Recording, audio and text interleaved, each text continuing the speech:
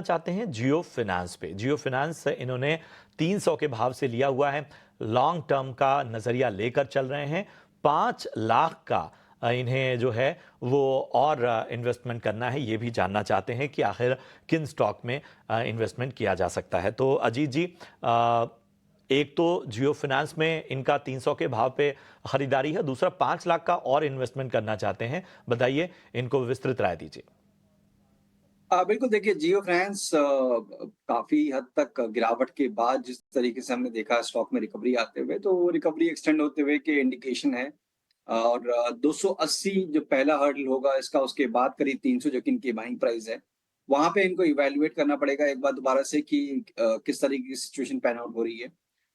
Fresh investment की बात करें तो देखिए बैंकिंग मेरे को लगता है कि अभी भी यहाँ पे आपको जो काफ़ी लंबे अंडर परफॉर्मेंस के बाद या रेंज के बाद एचडीएफसी, आईसीआईसीआई में जिस तरीके से ब्रेकआउट देखने को मिला है और ओवरऑल फाइनेंशियली भी आप देख रहे हैं कि फंडामेंटली भी आपको पॉजिटिव ट्रिगर्स दिख रहे हैं। तो वहाँ पे रहने की राय होगी तो एक बैंकिंग में से आप इन दोनों में से कोई भी नाम चूज़ कर सकते हैं।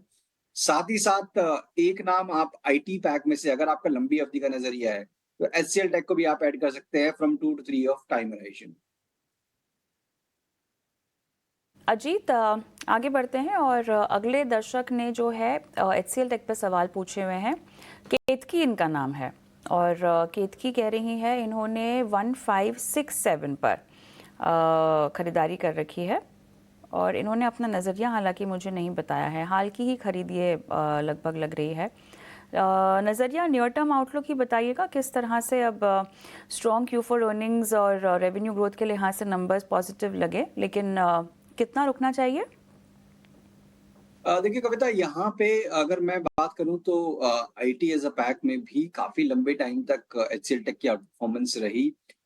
ये करीब-करीब जनवरी के बाद एक करेक्टिव फेज़ में आया जिसमें कि इसने अपने दोबारा से मेजर सपोर्ट एरियाज़ को रीटेस्ट करके बट रिकवरी उतनी ही स्विफ्ट है, करीब 10% की गेन इस वीक में हो चुके हैं। मोमेंटम इंटैक्ट है बट 1650 एक पहला हर्डल होगा जहाँ पे कि लॉन्ग टर्म एवरेजेस प्लेस्ड हैं। तो वेरी शॉर्ट टर्म अगर बात करें तो उनको जो बाइंग प्राइस है उससे थोड़ा-सा ऊपर, करीब 10 पॉइंट ऊपर इनको 1560-70 का एक स्टॉप लॉस के साथ 1650 अगर एकदम इमीडिएट टारगेट है वो देखना चाहते हैं तो। ये ब्रेक हुआ तो फिर मोमेंटम और एक्सटेंड हो सकता है करीब 1750 तक के लेवल्स। आपको इन्वेस्टमेंट के लिहाज से भी अजीत जी ने बता दिया और रिलायंस जो है जियो फिनांस, उस पर भी आपको राय मिल गई। बढ़ते हैं आगे। हमारे दर्शक अविनाश का मैं सवाल लूंगी। अजीत, इन्होंने येस बैंक में खरीदारी कर रखी है, अपनी बाइंग प्राइस ये बता रहे हैं लगभग 22 रुपए की है और फिलहाल निकलें या बने रहें, ये इनका सवाल है आपसे। बताइए, 22 की इनकी बाइंग प्राइस है। बिल्कुल कविता, देखिए यहाँ पे बैंकिंग एज अ पैक काफ़ी ज़्यादा इनफैक्ट मैं कहूँगा कि इकलौता सेक्टर ऐसा था जिसने कि पूरे इस गिरावट में बाजार को थामे रखा या फिर पेस ऑफ डिक्लाइन को कम रखा। But with in the sectors आपको बहुत सारे स्टॉक्स मिल जाएंगे जो कि काफी लंबे टाइम से अंडर परफॉर्म कर रहे हैं। उनमें से एक नाम यस बैंक का भी है।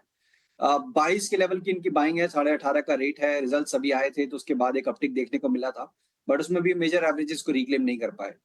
तो मेरी रिकमेंडेशन तो यही होगी कि आपको समझना चाहिए कि मार्केट के साथ या इंडेक्स के साथ जो स्टॉक पार्टिसिपेट कर रहे हैं उनमें जहाँ पे कि क्लियरली आउट परफॉर्मेंस आ रही है, stock like ICICI bank, Kotak, HDFC bank, उन पे शिफ्ट करने के बारे में सोचें इंस्टेड कि ये इसके साथ आप बने रहें। बिकॉज़ अपॉर्च्युनिटी लॉस्ट और दोनों ही आपके अगेंस्ट जा रहा है कि with in the sector under performance भी है। तो शिफ्टिंग के बारे में सोच सकते हैं among any of these 3 names. ये है यस बैंक पर आपको राय मिलती हुई। राहुल